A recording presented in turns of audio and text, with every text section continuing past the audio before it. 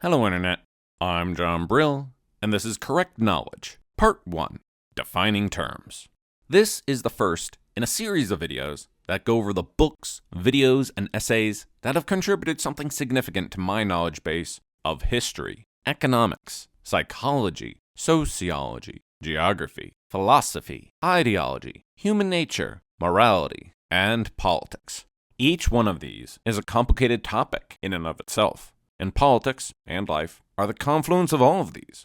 This is one of the reasons why politics and life seem so complicated, because they are. But with correct knowledge, we can better separate the signal from the noise. This first video will cover the 10 books that I consider to be the most essential to separate the signal from the noise in politics. A lot of debate is hard, because people do not even have a common understanding about basic terms. Voltaire famously said, "If you wish to converse with me, define your terms." And that is what these books do.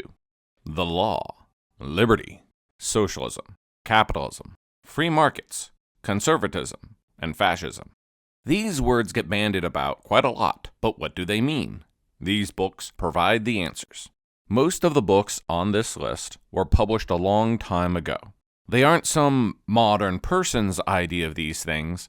No, they are from different eras most people today would consider far removed from the present, yet they are still in print.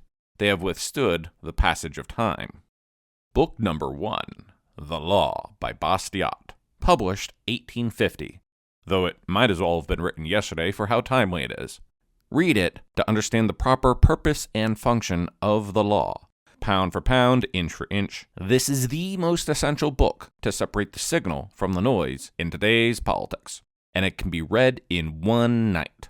Book number 2, On Liberty by John Stuart Mill, published 1859. Read it to understand liberty.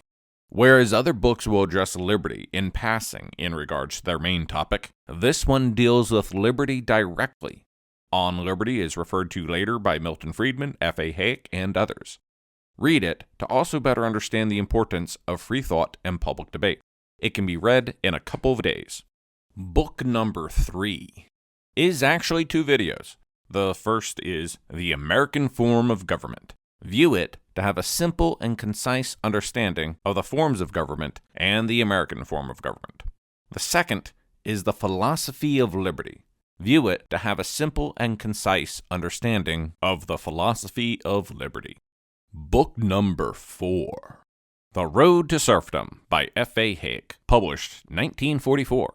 Hayek dedicated this book to the socialists of all parties, very aptly so. Read it to understand socialism. Hayek naturally talks about Nazi Germany as a contemporaneous entity, and you will find what he has to say about that to be very interesting. Book number 5, Capitalism and Freedom by Milton Friedman, published 1962. Book number 6, Free to Choose, also by Milton Friedman, published 1982. Read these to understand capitalism and free markets. The first book may be enough to do so, but in the introduction to Free to Choose, Milton Friedman himself talks about capitalism and freedom as being apparent to Free to Choose. Essentially, it is a continuation of the same work, so I recommend them together. Book number 7, Conscience of a Conservative by Barry Goldwater, published 1960. It's conservatism in a nutshell. It's short, accessible, and a good book to recommend to someone who hasn't read a political book before. Read it to understand what conservatism meant at the dawn of the conservative movement. Book number 8, The Breakdown of Nations by Leopold Kohr, published 1957. This book details how a critical mass of size affects individuals, groups, and nations. It, more than any other book, made me understand both subsidiarity and decentralization. These terms don't get talked about as much, but once you grasp them, it brings a lot of other ideas into greater focus. Read it to understand subsidiarity and decentralization. Book number 9, Modern Times, The World from the 20s to the 90s by Paul Johnson, published 1991. Book number 10, Liberal Fascism, The Secret History of the American Left, From Mussolini to the Politics of Change by Jonah Goldberg, published 2007.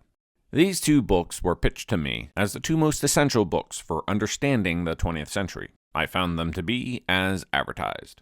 Modern Times was my introduction to Paul Johnson, and he has become my favorite history author. He can spend a single paragraph on a person and make that person come alive. Read Modern Times to have a unified understanding of the history of the 20th century. By the time that I read this book, I was already familiar with many of the events it details, but there is extraordinary value to having all of those events in sequence from a single voice. It greatly aids in understanding how events from one decade lay the foundation for what happens in the next. Read Liberal Fascism to understand fascism and how the word has been used over the course of the past century. Liberal Fascism covers the same period of the 20th century as Modern Times. I continue to pair Liberal Fascism with Modern Times, as they were recommended to me, because Liberal Fascism compensates for the blind spot that Paul Johnson had in his book. Left and right do not have the same meaning in all countries and at all times. You can read these in any order that you like, but I have them numbered for a reason. 1, 2, and 3 are quickest and easiest to read and watch. Another consideration is how the works build upon one another. I find that with the grounding of the philosophy and economics of the first 8 books, that I get a lot more out of the history books. My general impression is that the historians know a lot about history, but they may have knowledge deficits when it comes to philosophy and economics. So, there you go. The 10 books and videos that I consider to be most essential to understanding politics. Links to the books and videos are in the description below. If you haven't read any of these books, then I think you are in for a real treat. I have done individual videos for several of these books already, highlighting why they should be read, so you might be interested to check them out as well. If you aren't much of a reader, don't be intimidated. Just take it one book at a time, just like I did. I hope you enjoy. If you have read any of these books, what did you think of them? Or what are the books that would be in your top 10? Let me know in the comments below.